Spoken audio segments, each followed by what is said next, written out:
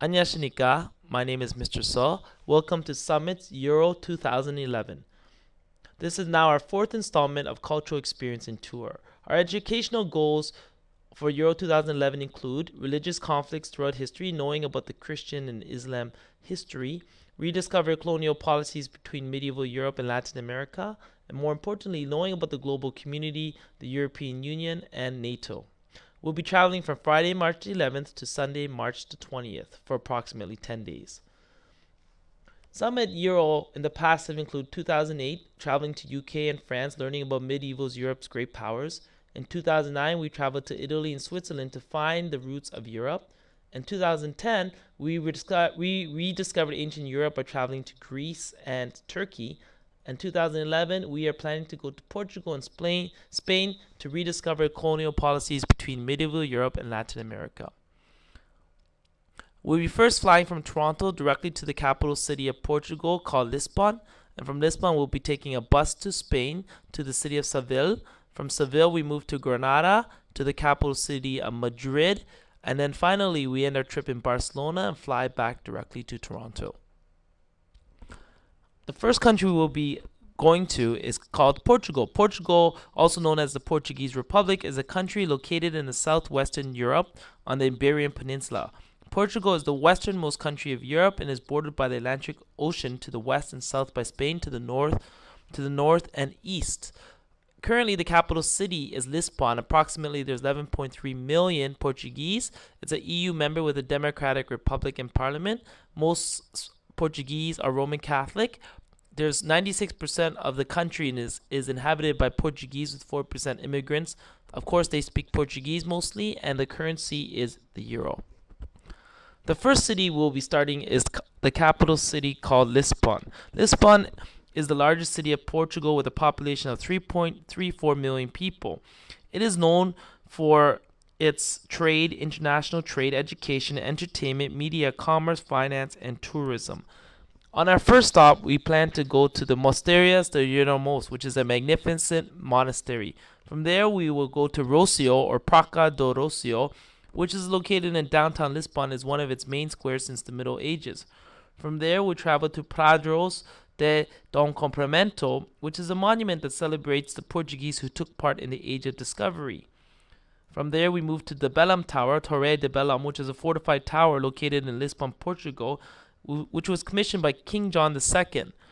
From there, we move to the Eduardo VII Park, which is a 26-hectare park located in the center of the city that pays homage to Edward VII, who visited Portugal in 1902.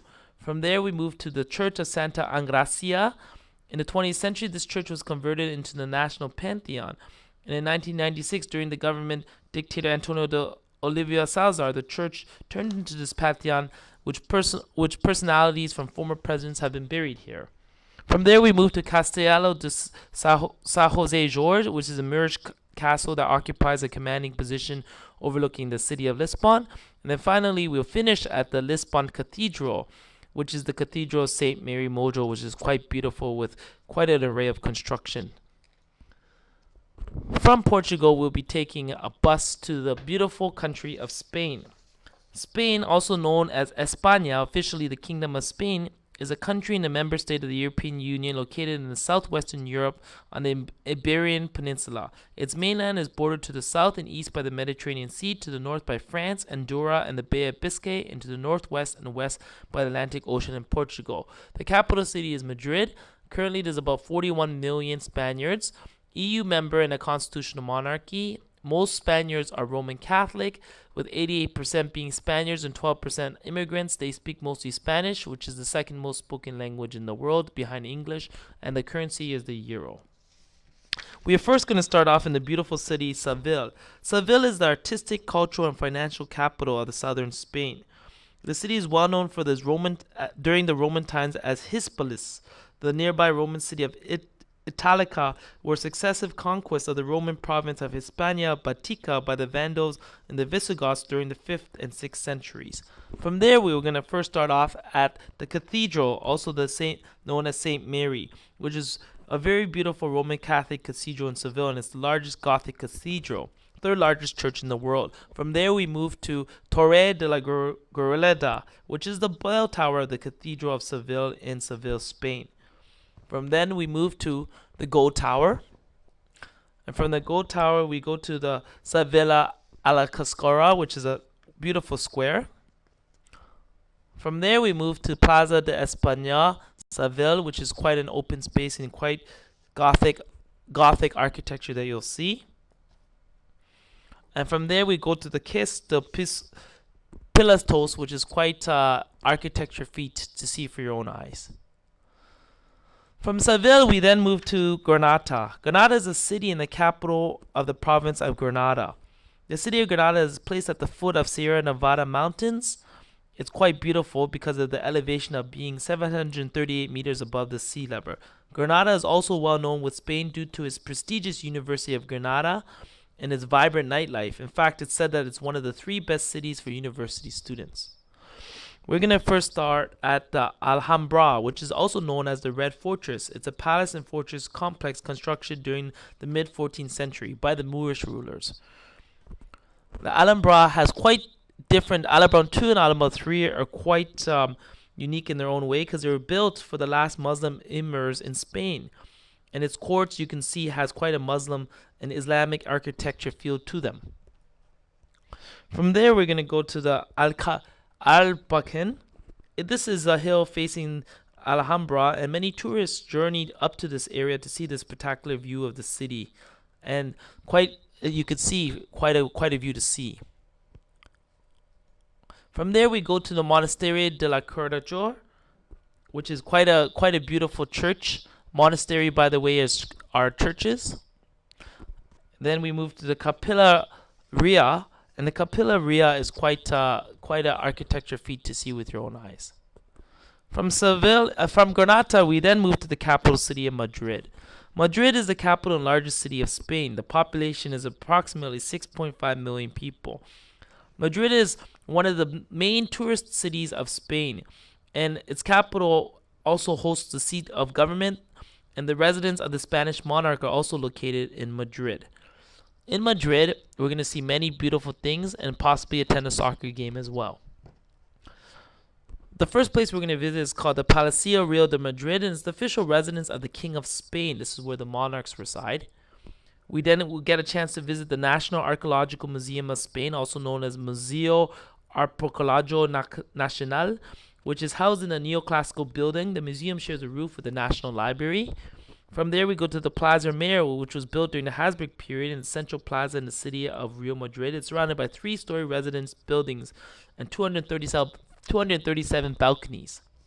From there, we go to the Parc de la Reteo, which is quite a beautiful scenic park that you get to see very many architecture and beautiful things. From there, we go to Museo del Prado. Museo del Prado is another museum which hosts a lot of beautiful antiques. From there, we go to Puerto del Sol, Plaza de España, and then our trip will finish at the Plaza de Isabela. Many beautiful things to see. From Madrid, we then move to Barcelona. Barcelona is the capital with a population of 4.2 million people. Barcelona is recognized as a global city due to its importance in finance, commerce, media, entertainment, art, international trade, education, and tourism. It's a major economic center, and it's also known because it held the 1992 Summer Olympics.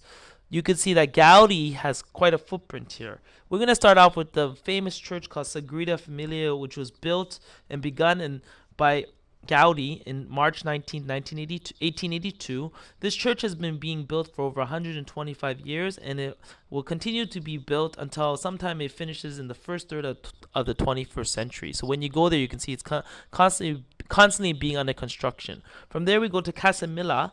This is one of Gaudi's second most popular building, and you get to see his style of art. From Casamilla, we go to the cathedral, the Barcelona Cathedral. It's a celebrated example of Catalonian Gothic architecture dating from the 14th century. From there, we get to see Picasso's museum. Picasso's museum is of course popular because Pablo Picasso, a lot of his work has been put there, and he lived in Barcelona at the time. From there, we get to travel to La Rambla. It's a street in Barcelona. It's very similar to Yonge Street here in Toronto. From here, we get to walk around and see open market, artists, and beautiful Gaudi art. We then go to Park Güell. It's a garden complex with architectural elements situated in the El Carmel and Garcia district of Barcelona.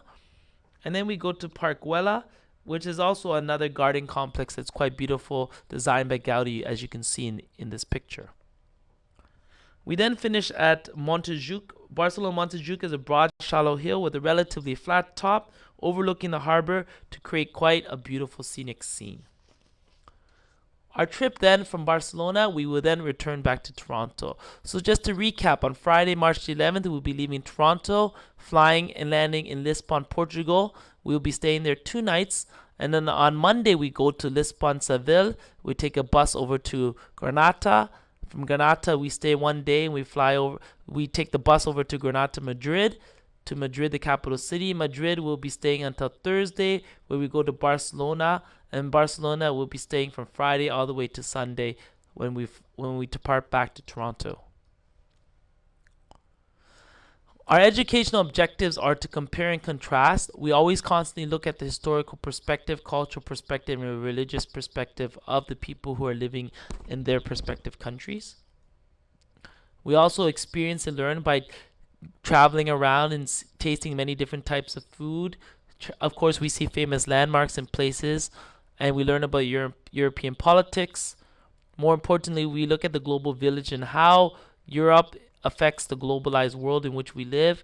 Importance is the role of Portugal and Spain in the European Union, and we study their importance and how they affect the world. 4 weeks prior to the trip, we always have a workshop in which we learn and we build our background and schema. We learn about the politics, religion, and language of those 2 countries, plus the customs and traditions. During the trip, we have an educational tour. We learn and we apply everything that we've learned through daily missions and journals. We constantly challenge ourselves and learn about the new culture and new art and many new places as we travel. And then when we return from the trip, we have a feedback workshop in which we summarize and share pictures and our experiences and reflect upon this great trip.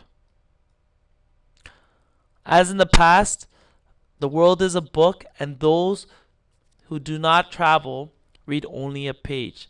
And this was written by St. Augustine. So I hope to see you join 2011 Europe and join our experience on our 4th cultural experience. Thank you very much.